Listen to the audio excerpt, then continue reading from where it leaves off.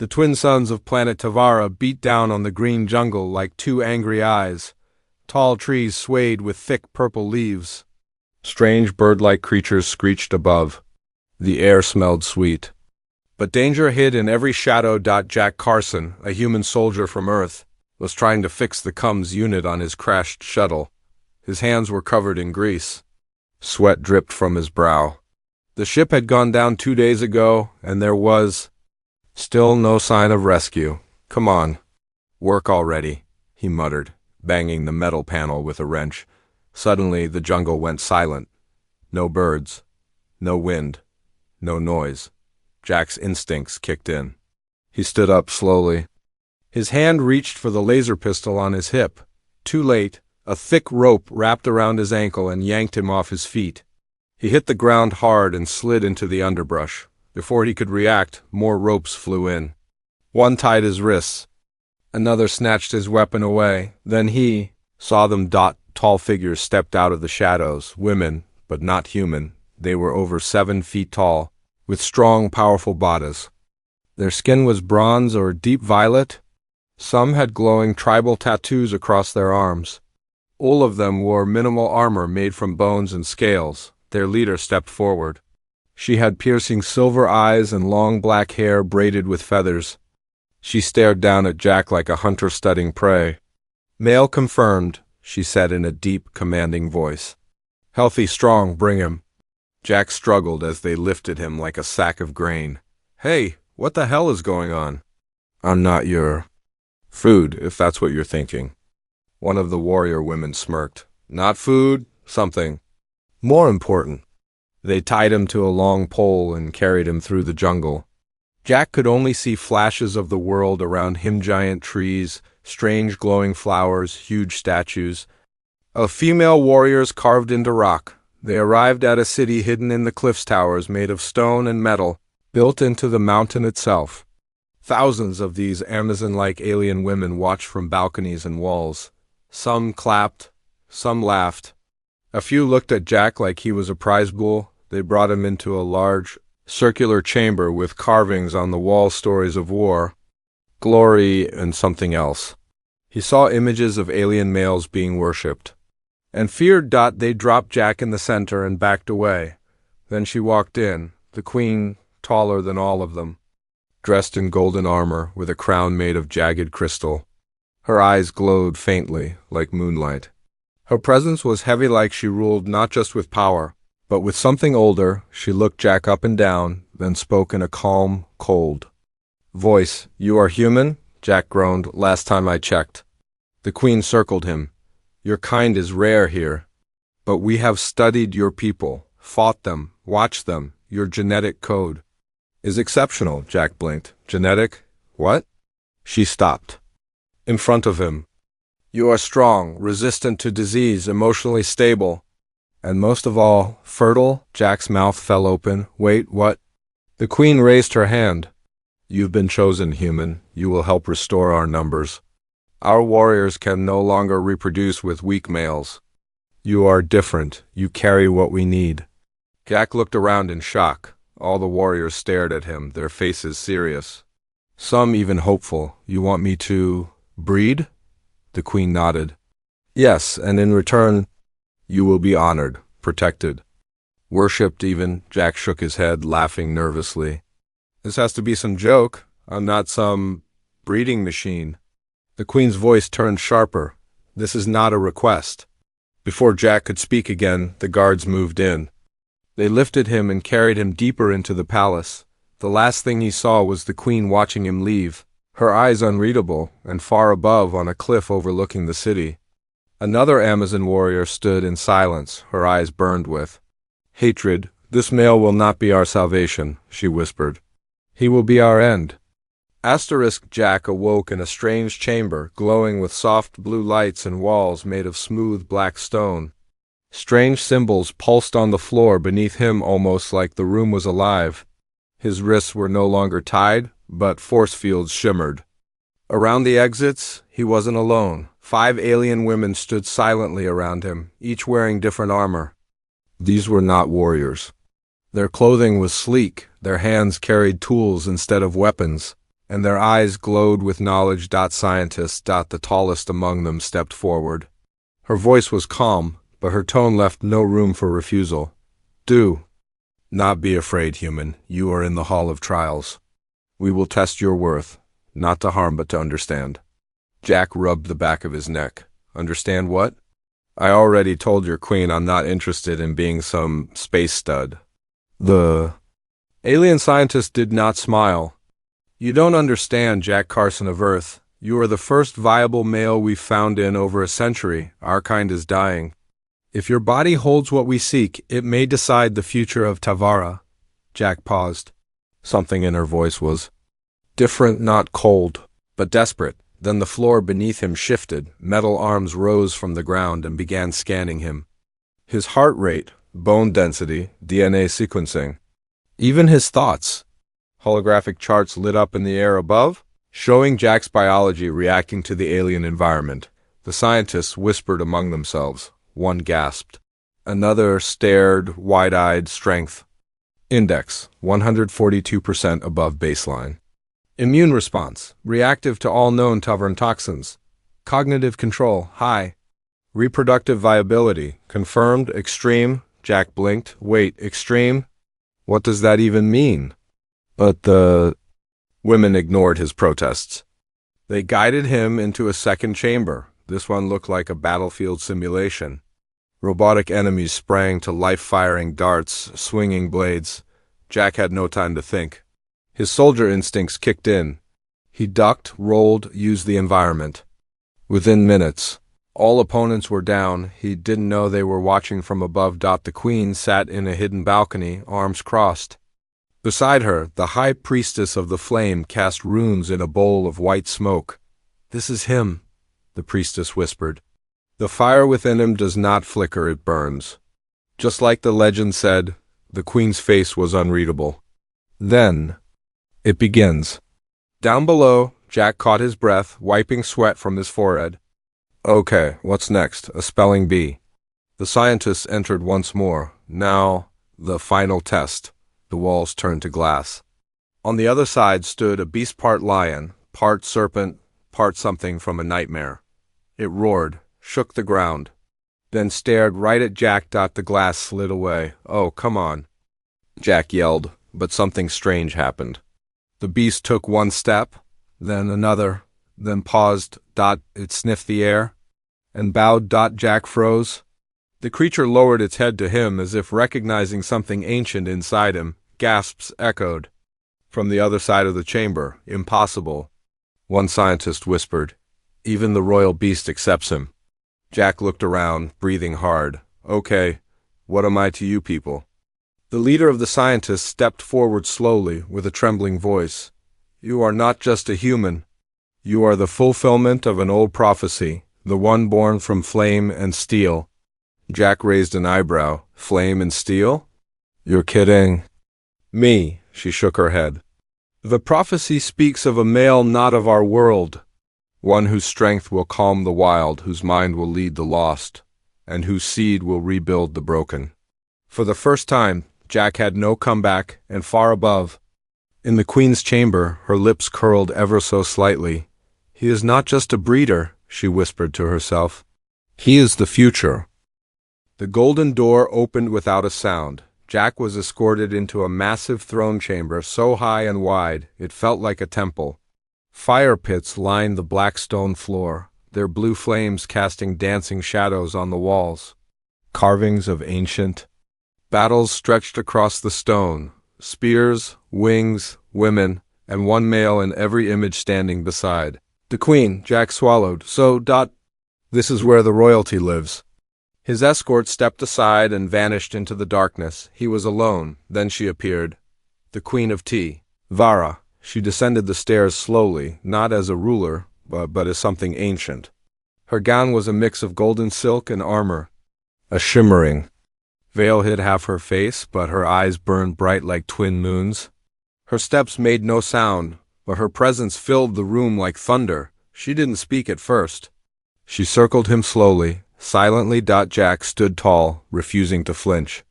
You're the one in charge here, right? She stopped behind him.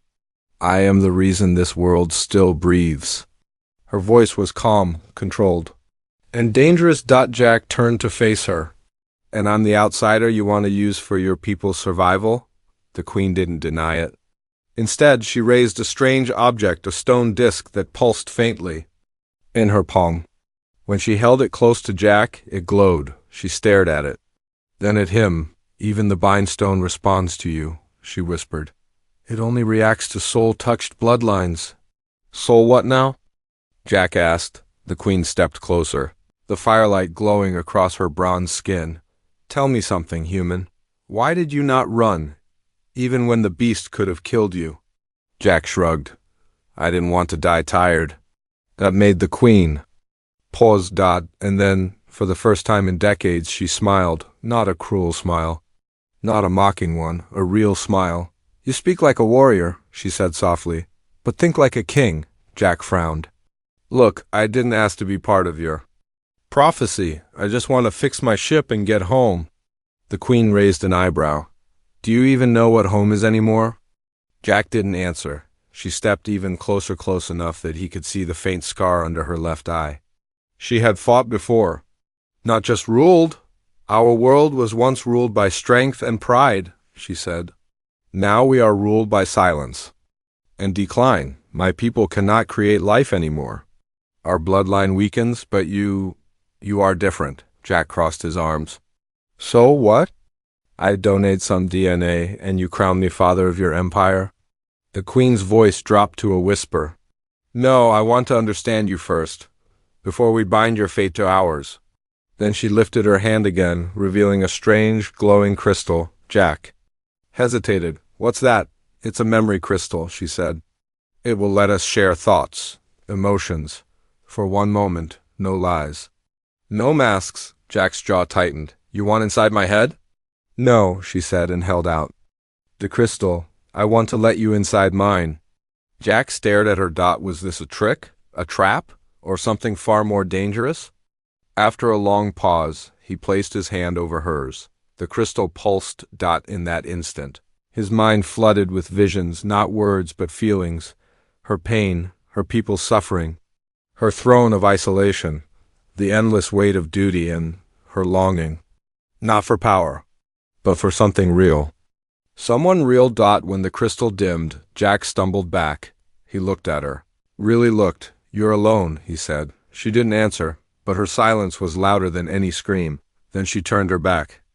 I will not force you, she said. But know this. If you choose to stay, you will not be a prisoner. You will be something this world hasn't had in centuries, a partner. Jack stood in the firelight, unsure of what had just happened, and for the first time, unsure if he wanted to leave. High above the chamber, unseen in the rafters, a shadow watched them both. The jealous warrior Varaka gritted her teeth. The queen falls for the outsider already, she hissed. Then I'll make sure he never sees. Tomorrow? The sun rose red over the cliffs of TVA. In the open arena below the palace, drums echoed like war cries. Hundreds of Amazon warriors gathered, forming a perfect circle around the ancient dueling grounds. Today was not a ceremony. Today was a challenge, and the one they came to see was human. Jack Carson stood in the middle, surrounded by a mix of curious eyes and sharp weapons. He had barely slept. Since his connection with the queen, everything had changed. Whispers followed him. Eyes watched him like he was a fire they couldn't touch, but couldn't ignore. But someone wasn't whispering. She was roaring. VARRKA. The fiercest warrior of the Crimson Guard, 9 feet tall. Twin scars across her chest, her armor made from bones of beasts she killed alone, her reputation untouchable. Unbeaten. And today she had only one target. I challenge the outsider, she shouted, her voice shaking the arena. He is unworthy. He must prove his right before he touches our queen. Gasps rippled through the crowd. Jack stepped forward. Let me guess. You don't like me, Varaka sneered. You are weak, soft, you speak too much, smile too much. You think saving a beast makes you worthy of our bloodline? You think touching her mind makes you a king? Jack rolled his shoulders. Honestly, I just want breakfast. Laughter broke from the younger warriors, but Varaka's eyes burned. Fight me. Prove you are more than a lucky animal tamer. Jack looked at the queen sitting on the high throne. Her expression was unreadable, but she gave a small nod. This is your trial, human. You may accept. Oh, walk away. Jack smirked and stepped into the dueling ring. I don't back down from bullies, the crowd roared. Varaka wasted no time. She charged like a thunderstorm, her giant blade aimed at Jack's chest. He barely dodged, rolling under her strike. Dust exploded beneath his boots. She was fast, brutal, and she wanted him dead, Jack knew. He couldn't win by strength, so he used his mind. He led her in circles, used her size against her. Let her wear herself down. Every swing she missed made her angrier. Every dodge made the crowd murmur. He's not even fighting. He's thinking. That's not how we battle. Jack picked up a short spear not to kill, but to fake. He used it to unbalance her, threw it to make her flinch, slid under her leg and tapped her armor with the flat of his hand. Each move humiliated her more. Varaka roared in rage and raised her blade high for a final blow. Jack didn't move. He simply said, I don't need to beat you. I just need you to see why you're already beaten. And then he stepped forward, letting the blade come down, then caught her wrist mid-strike and twisted. Snap. Varr, aka dropped her weapon. She screamed in pain. Her arm was broken. Jack stepped back, breathing hard. I'm not your enemy. I'm not your toy. I'm not your king. I'm just a man trying to survive. You think that makes me weak? He looked around at all of them. I call that human. The arena fell into stunned silence, then thunderous applause. Even the queen stood, for the first time in generations. A male had not just survived a warrior's challenge. He had won with wisdom, not brute force. The queen raised her hand. He has passed the trial of blades, no more challenges. His path to the throne is now open. But up in the shadows, in the dark towers beyond the arena, other voices were not cheering, hidden leaders, secret eyes. Old enemies died, and one of them whispered coldly, if strength cannot kill him, poison will. The sky above Tavar turned golden as twin moons rose together, a rare event called the solar eclipse. According to ancient law, this was the one night every 100 years when a male and a queen could be spiritually and genetically bound. In the Temple of Flames, the air shimmered with heat and holy energy. Hundreds of Amazon women stood in silence. Priests lit blue fires along the marble steps. Drums pulsed like a heartbeat. The center, under the sacred arch, stood Jack Carson, clothed not in armor but in ceremonial cloth, his arms painted with golden symbols. A necklace of crystal beads rested on his chest, pulsing gently with each breath. He didn't feel like a warrior, he felt like a sacrifice.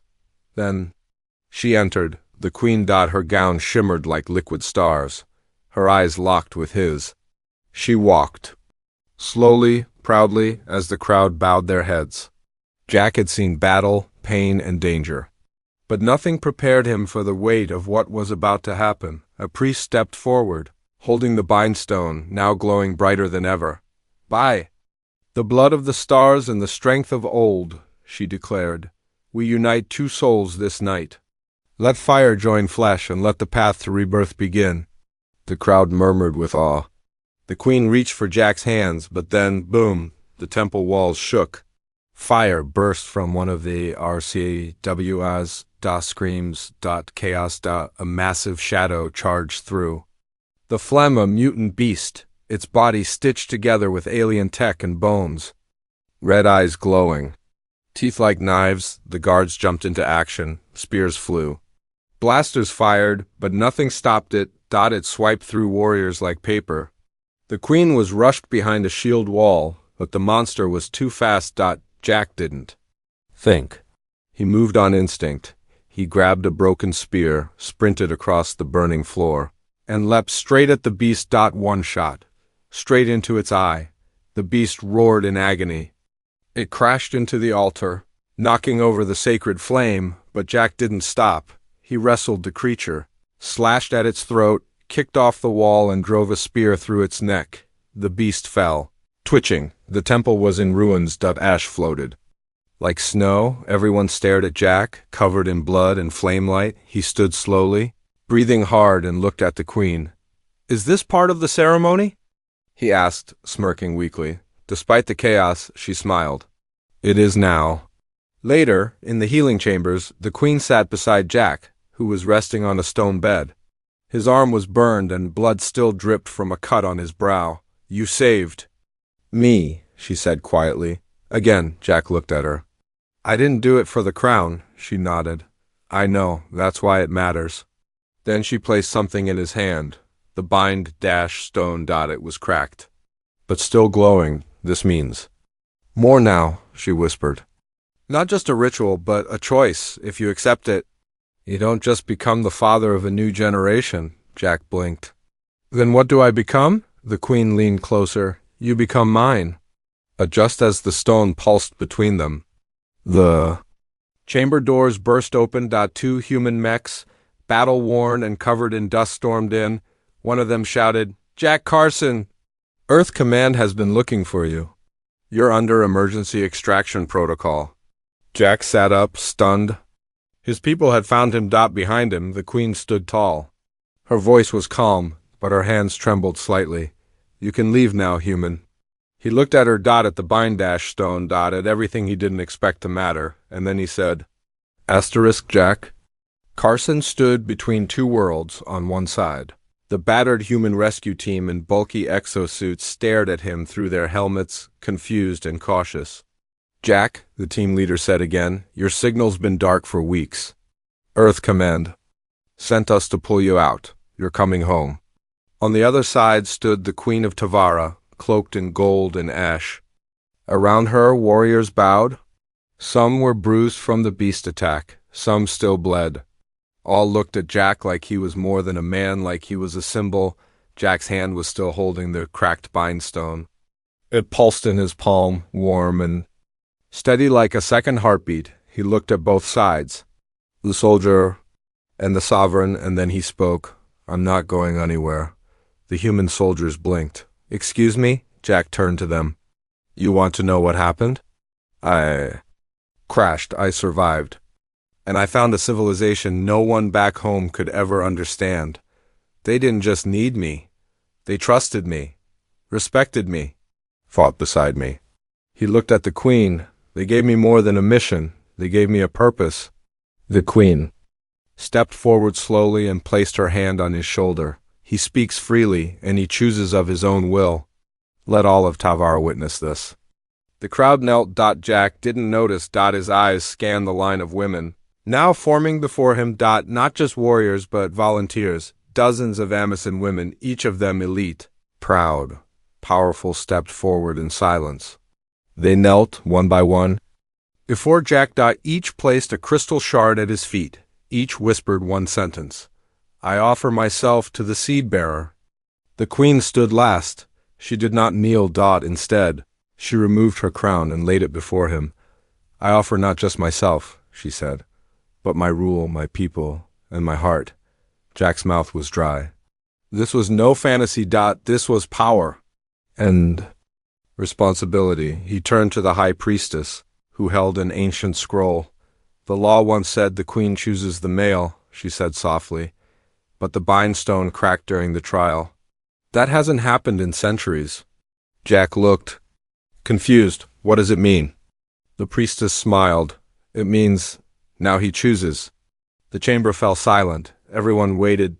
Jack looked at the women kneeling before him, some fierce, some beautiful, some still bearing scars from protecting him. He looked at the queen, her eyes for the first time unsure, and he said, "I choose." He paused. "None." Gasps erupted. The queen's eyes widened. Jack raised his hand. "Not because I reject you, but because I won't own you."